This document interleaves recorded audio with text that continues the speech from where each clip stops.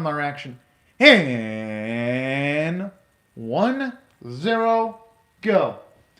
Alright, I'm pumped up for more Higurashi epicness. Alright, so it's already starting out with the festival. Alright, good, good, good. Hopefully, Oh! So I guess they're gonna show us what happened right before the ending of episode 13 then. That's gonna be my guess.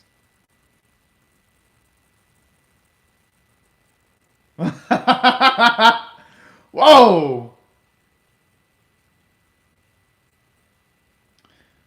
Oh, I have a feeling that...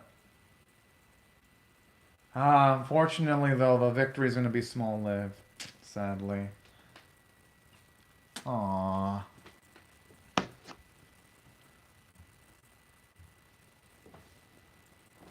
Now it makes me wonder why is she set to always die, though? That's the bigger question.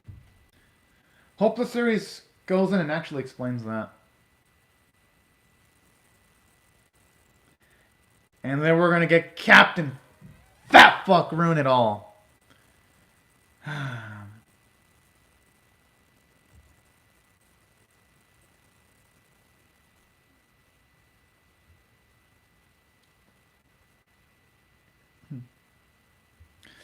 Oof.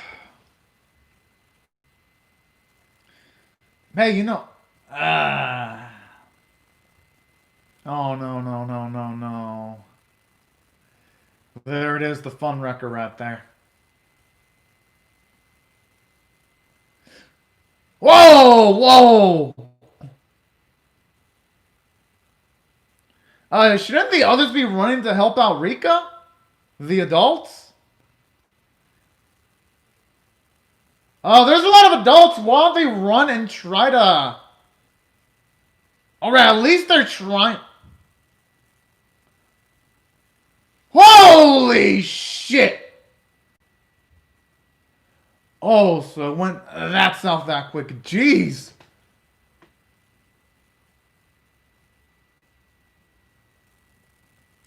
Okay, now I gotta assume that the Oyashiro curse. It's got something against Rika in that case.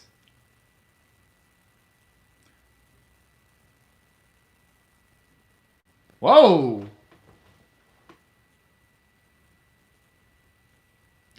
Or it could be the curse making it assume that Rika was the one behind all of this.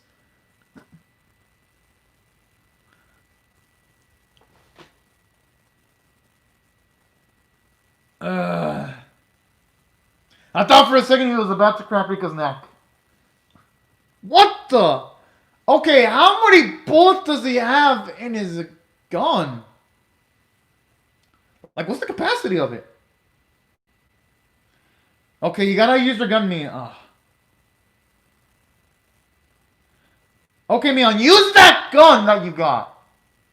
Use that gun, Mion. Use your gun, woman! I mean...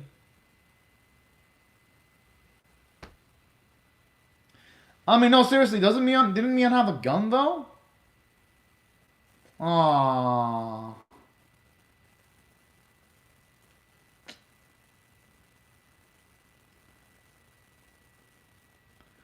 Oh, shit, shit, shit.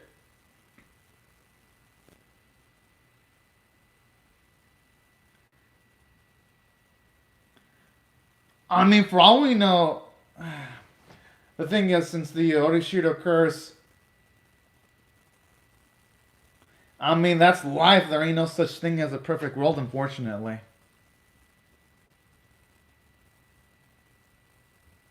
Oh, damn! Ha! Jeez! Oh, man, oh, man, that's nothing I'm feeling good about this.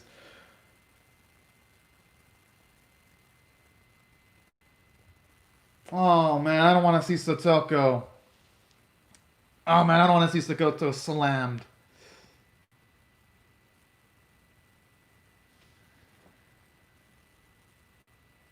Jeez, no. Didn't think they were gonna actually show what went down because usually when it's about to go to like a different loop, it shows off only things through Casey's perspective. I didn't think it was gonna actually show things from Rika's perspective this time.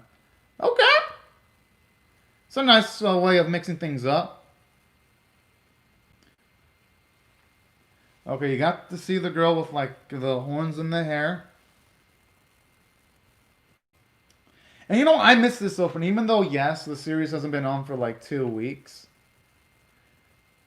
And the opening is so kick-ass. Now the bigger question is, when it comes to like Rika, I wonder what she'd be running away from, you know? But no, even though the first scene was pretty darn intense, it makes me wonder,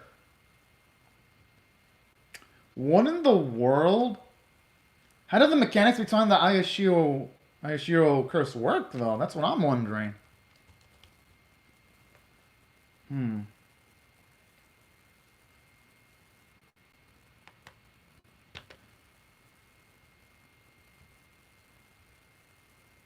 I mean,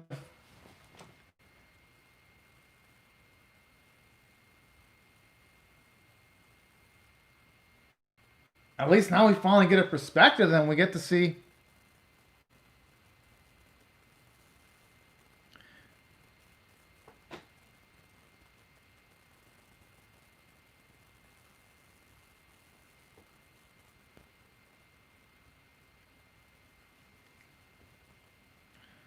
I wonder if that girl happens to be some kind of like distant relative towards. Oh, oh, that's pretty. Oh, I mean, hey, hopefully that girl can escape someday because she doesn't seem like a bad person at all.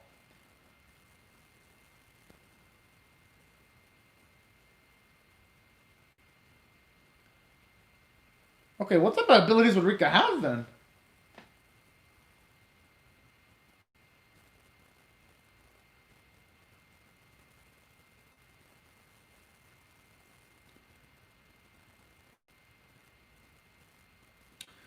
Alright, at least now we know how the mechanics work when it comes to Rika then. So pretty much in this is implying that in the previous arcs, whenever Rika went to a new loop, she knows that she's in a new loop, but she didn't realize who killed her. And so at least now, so okay.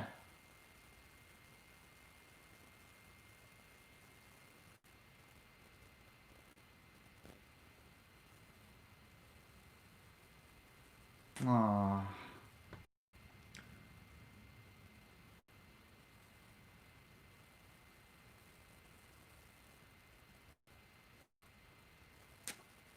I mean, heck, sometimes things are just meant to be. Not much Rika can do about that other than to try again. It's the only thing.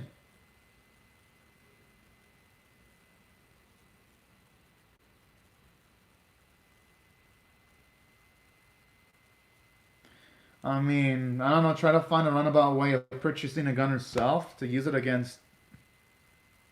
Oh, is she? That's could be your only option. I have a feeling that this girl probably sacrificed herself just to give Rika more abilities. I think there's going to be a cost to this.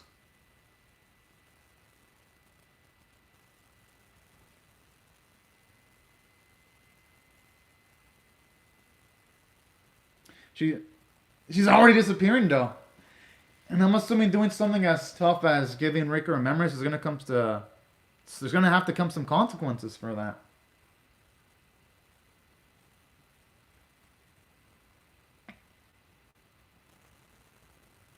Oh.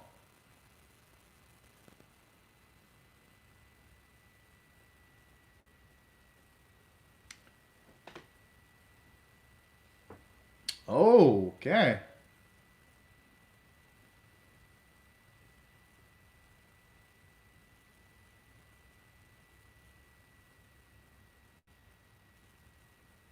And that also goes to show why, when it comes to Rika, she always has that maturity streak. Some of the previous arcs, too.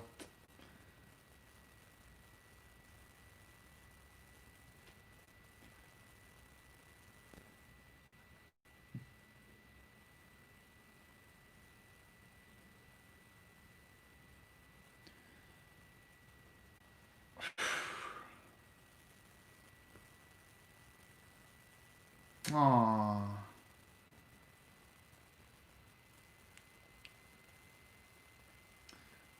You know what? Something else I love about this too. We always, at least to me as a new viewer, I always thought Keisha was the one that had it the roughest, but no. Rika's has it in infinitely a lot more worse. Aww.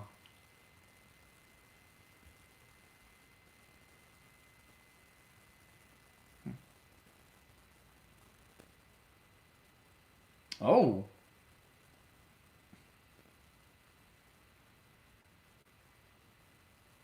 But I wonder what you would plan on utilizing the blade for.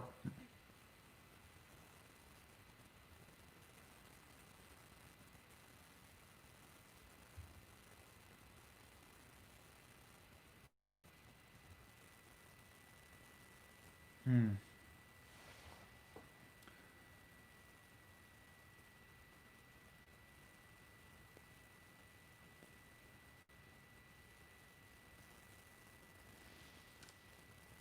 I mean, as unfortunate as it is, though.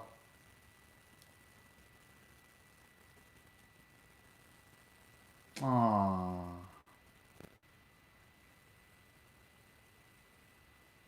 But honestly, I knew how to do this because if she didn't do this, it'd be the same end result. Because you know what they say, trying the same thing over and over again is absolute insanity. I mean, man, seeing Rika cry like that, though. That is just something tough to see.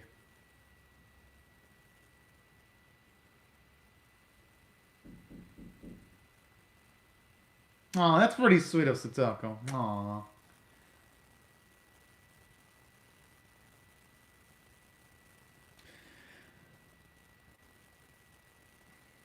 And I don't even think two horribles would be enough to describe what she witnessed. You'd probably need over like 1,000 horribles right before the to truly describe how bad it is.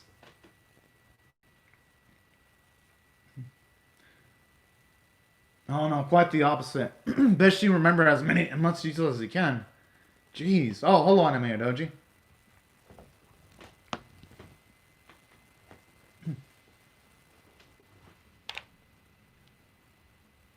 And you know something else I like about these sequences too? You actually get to see Satoko and Rika actually just do casual things together. When they're at the home, you don't really see enough of that. Hmm.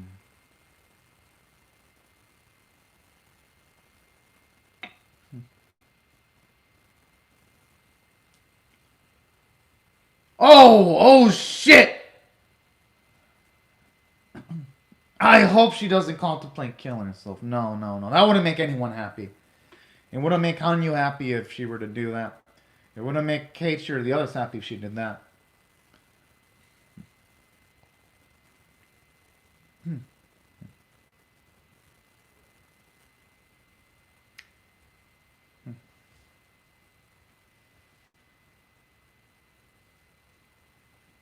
Hmm. But who knows? It might be too late though. If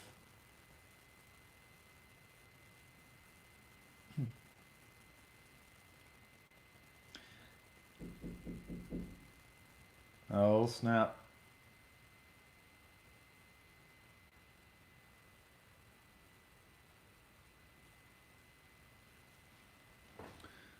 Okay, now this is getting really darn spicy now.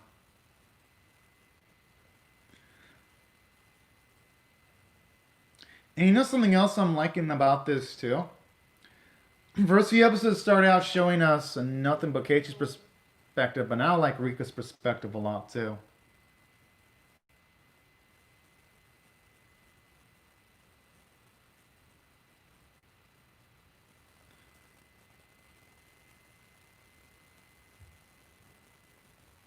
Now, when it comes to the other looper, maybe it isn't Rika herself, but maybe it could be. I don't think it's Keiichi, or could it be Keiichi who's the other looper? Because sometimes you see him have flashes of of like some weird events, like when it showed him hitting Teppy in one of like the flashbacks. I wonder if Keiichi could be the other looper, and it isn't Rika herself. Seems like that could be the case. I think I know why Rika's wanting to do hide and seek. Because if she were to be a hider, she could hide herself relatively easily, and she could use that as an excuse to be searching for that blade that she needs. That's actually pretty darn smart. Yeah, yeah, I do hear knocking anime doji, but I'm rather prioritizing anime reaction over that, you know? Want to cut off midway.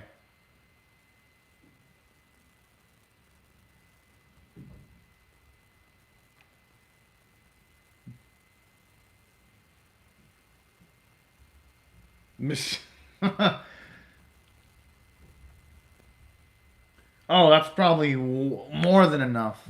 10 minutes? So you cover a lot of ground in 10 minutes. Hell, she's not even going to be near the vicinity of the school. Yeah. I love that teasing spell there.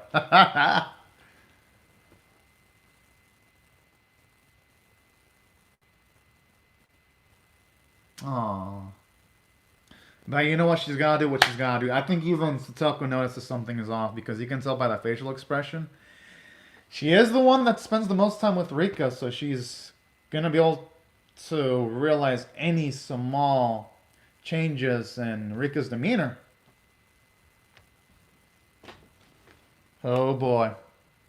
Aww.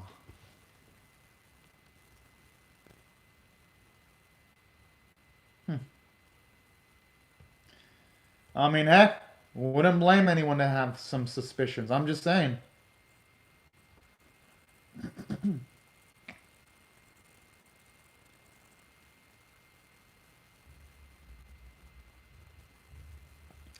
I just, for her sake, though, she doesn't do anything crazy with the weapon.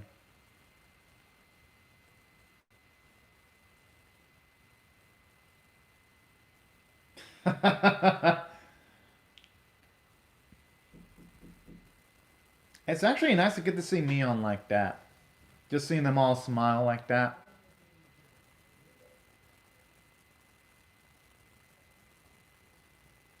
Hmm.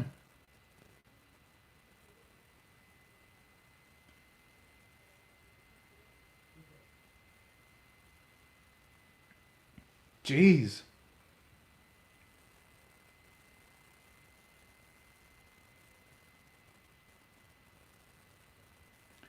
I'm kind of getting a little scared for Rika because if it's already that late, makes me wonder what in the world is she doing? I was thinking that she was going to be able to find what she was going to be looking for. I mean, I understand it wasn't going to be easy, but geez.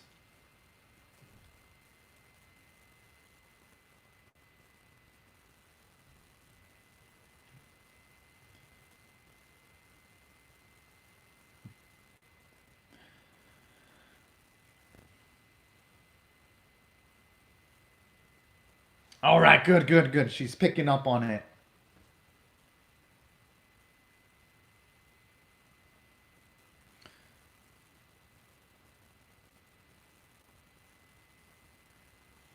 I mean, considering the amount of her connection, she. Oh yeah, the shed. But they should they be entering in there though? Last time they entered into that shed, woof, nothing good came of it.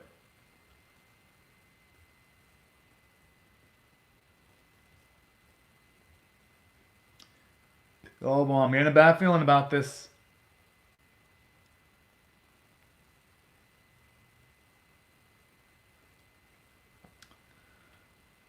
Because the last time we saw that shit, things went south pretty darn quick.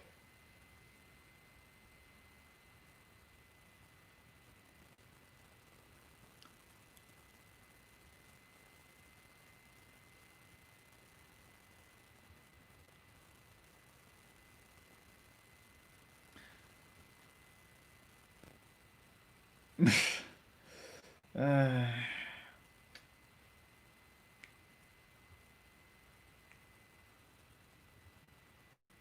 well, hey, who knows? That sword probably, since it's got supernatural elements, maybe it's gonna appear right before if it has some magical capabilities, or maybe yeah, and that's exactly what I was thinking. Since it is a sword with some supernatural properties, it isn't gonna be readily visible.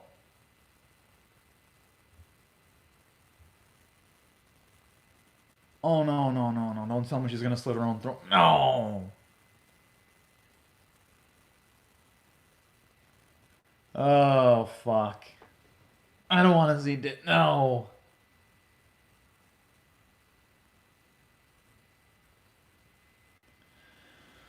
Whew.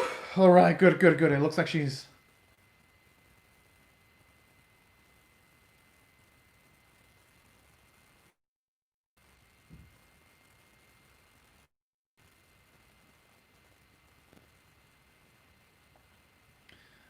But in saying that, though, if she carries around that shard, it's gonna.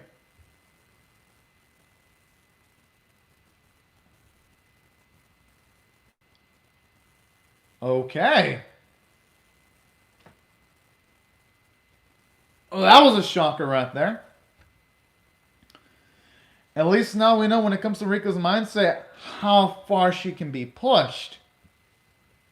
And you know what? I actually dig this because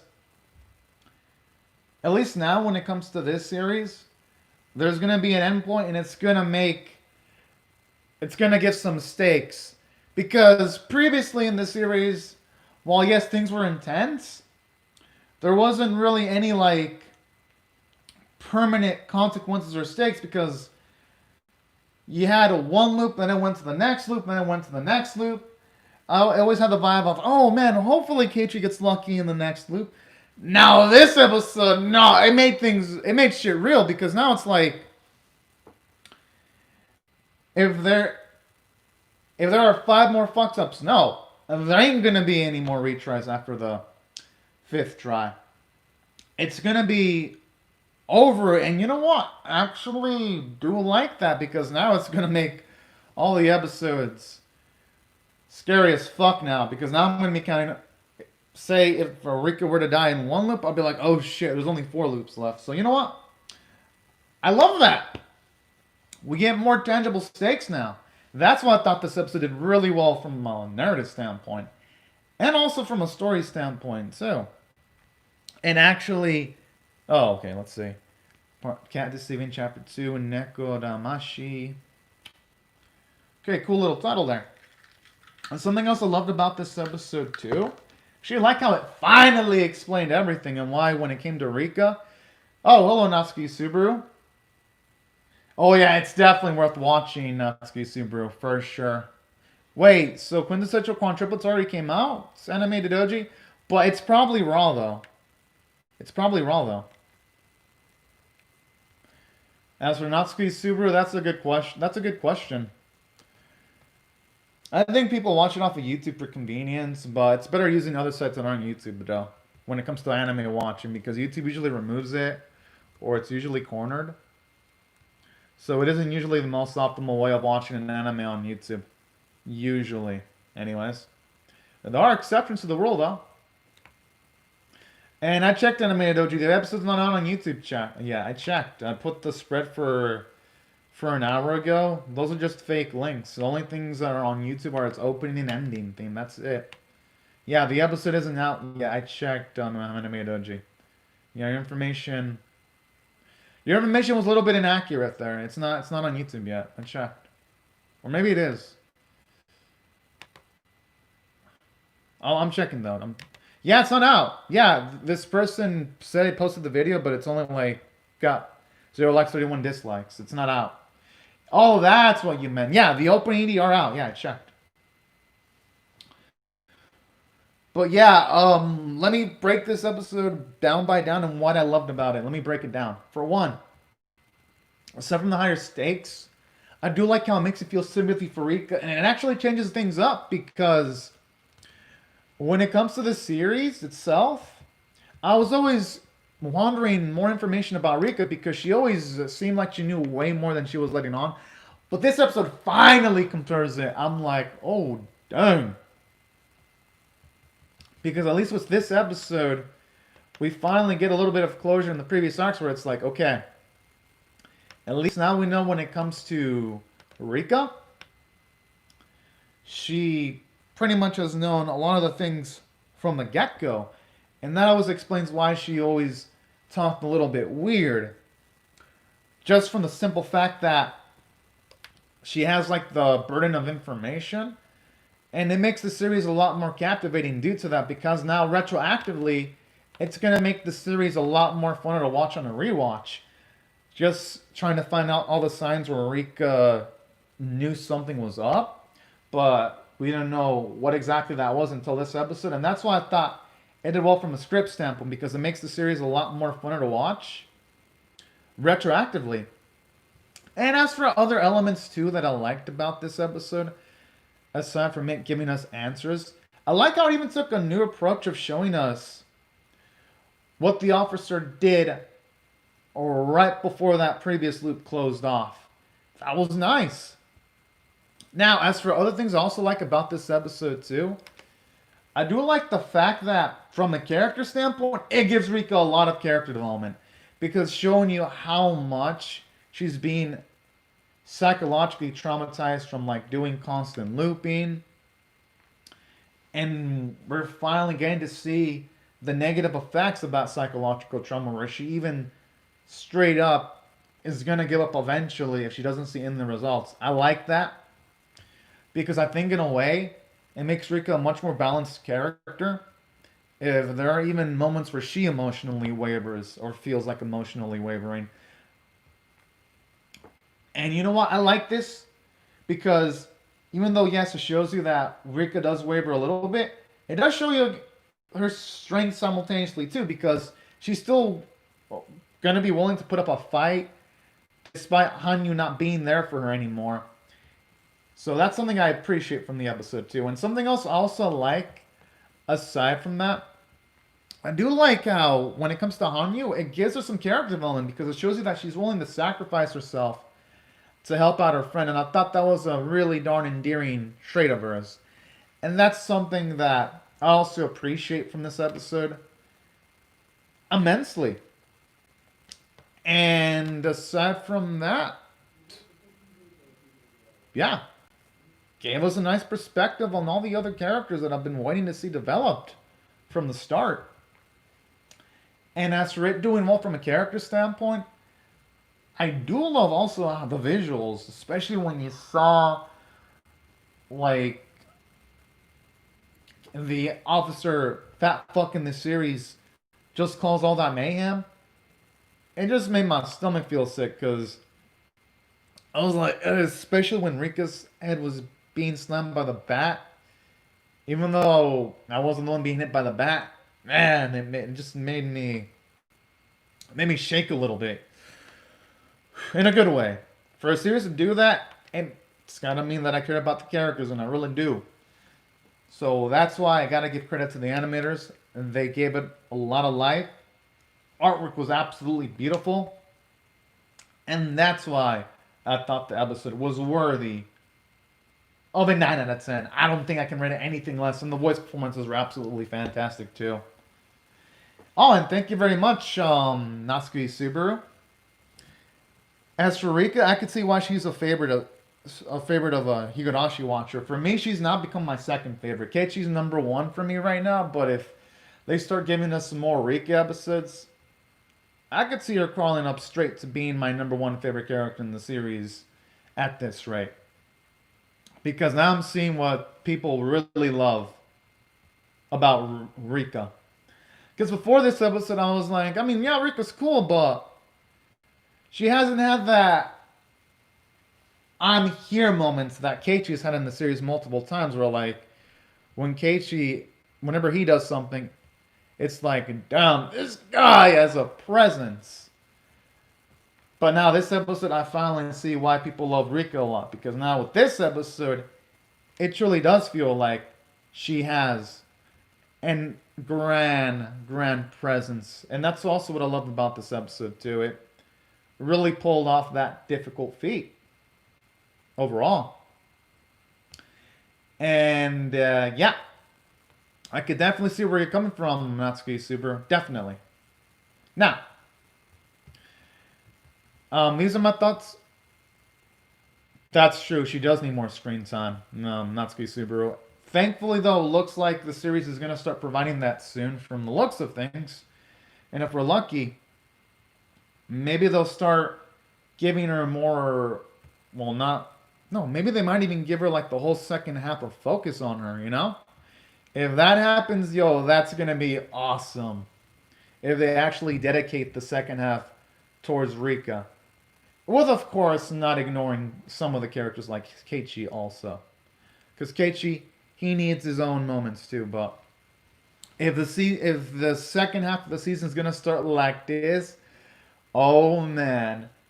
Feel like Higurashi is going to go up into another level. And I cannot wait. But anyways. Well, yeah, I'm going to be reacting to the quintessential quadruplets, so, and first episode, and since it does have the open ending, then yeah, naturally I'm going to react to it, so you don't have to worry about the animated OG. For sure. And, yeah. These are my thoughts on the episode, Natsuki Super and Animated Doji. And before I go, and everyone else also. Now, before I go, I'd like to say thank you to Natsuki Super Animated Doji. Thank y'all so much for watching my reaction. Hope y'all have a great, safe, and fantastic day. And I also like to thank everyone who also watched my reaction. I also hope y'all have a great, safe, and fantastic day. And I'll see you guys later if you come back for more. And I hope y'all rate the video, share it, comment, subscribe, and have a fantastic day, everyone. Bye-bye.